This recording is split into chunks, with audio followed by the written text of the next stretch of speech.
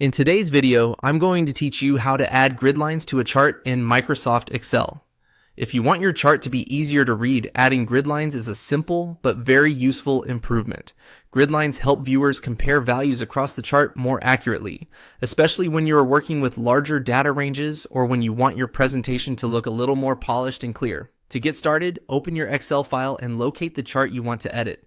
The first thing you need to do is click directly on the chart to select it. This is important because Excel only shows chart-specific tools when the chart is active. Once the chart is selected, you should see that it's outlined, and a few chart options that will become available around it. Next, look to the right side of the chart for the plus sign button. This is called the Chart Elements button. Go ahead and click that button. This menu gives you quick access to common chart features you can turn on or off, such as titles, legends, data labels, and of course, grid lines. It's one of the fastest ways to customize the appearance of a chart without opening more advanced formatting panels. When the Chart Elements menu appears, find the option labeled Grid Lines and check the box next to it.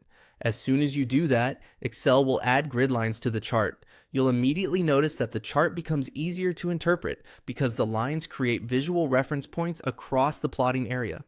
If you want more control over which grid lines appear, click the arrow next to grid lines. This opens a list of grid line types you can choose from.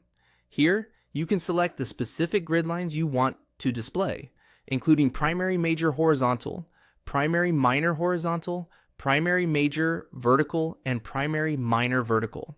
Major grid lines are typically the most commonly used because they align with the main values on the chart and provide clean, easy to read guidance.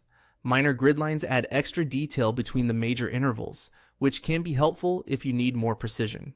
Horizontal grid lines make it easier to read values up and down the chart, while vertical grid lines can help track categories or positions from left to right.